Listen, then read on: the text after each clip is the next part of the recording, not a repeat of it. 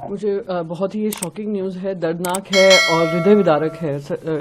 आपसी मतभेद रहे हैं पर उनके साथ मुझे काम करने का मौका भी मिला है और अत्यंत कमिटेड और हमेशा काम से काम रखने वाले एक व्यक्ति थे।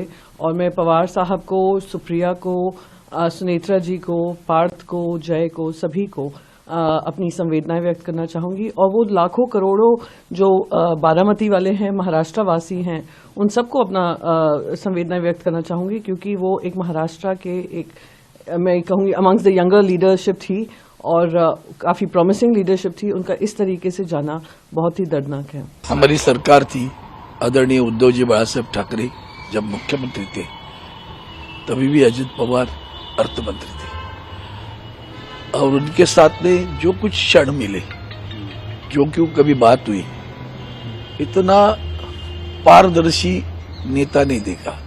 हाँ कहा तो हाँ 100% काम होगा, ना कहा तो 10 जगह जाओ तो भी नहीं होगा।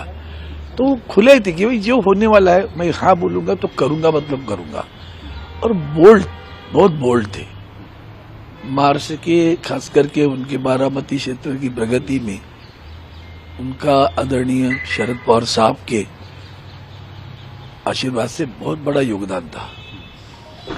पूरा पवार परिवार आज व्यतीत होगा। हम उनके दुख में सहयोगी और भावपूर्ण श्रद्धांजलि व्यक्त करते हैं। वही तो दुख की बात है ना कि मैंने अभी कहा आपको, एक बार जबान दी, उस वाला वैसे आदमी थे वो।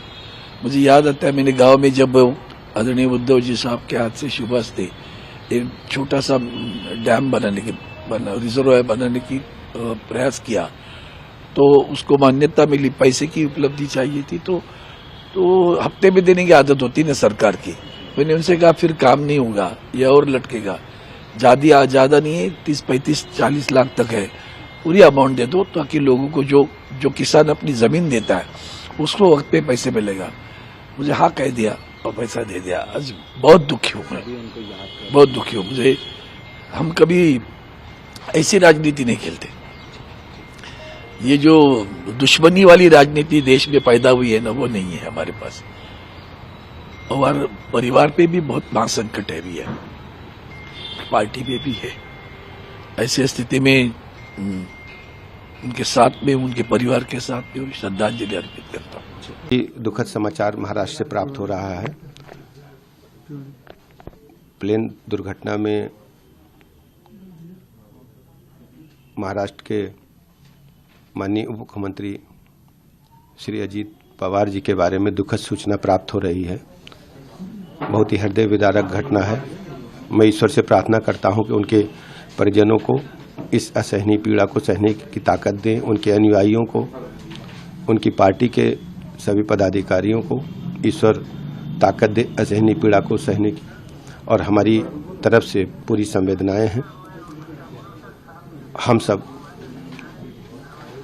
श्री पवार जी के परिवार के साथ ही दुख की घड़ी में खड़े हैं। क्रू मेंबर और जो पायलट वगैरह थे उनकी भी, हाँ, पूरा प्लेन क्रैश हो गया है, ऐसी सूचना प्राप्त हो रही है मीडिया के माध्यम से। बहुत ही हृदय विदारक घटना है। देखिए, जो तस्वीरें आ रही विमान क्रैश की, बहुत दुखद, दुर्भाग्यपूर्ण है। इस विमान हादसे पर मैं अपना दुख व्यक्त करता हूं। जो सूचनाएं आ रही है, ये सामाजिक क्षेत्र के लिए, राजनीतिक क्षेत्र के लिए बहुत ही दुखद घटना है। 6 लोग सवार थे और अजीत पवार जी भी उसमें सवार थे, ऐसी सूचना आ रही है। अगर ये सच है तो आज का दिन दुर्भाग्य का दिन है। इतनी बड़ी दुर्घटना शायद हम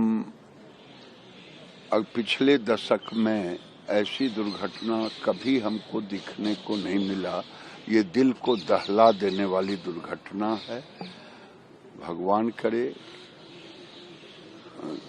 उन सभी लोगों के परिवारों को शक्ति दें। इतनी बड़ी घटना, जो लोग उसमें सवार थे, ये बहुत बड़ी दुर्घटना है।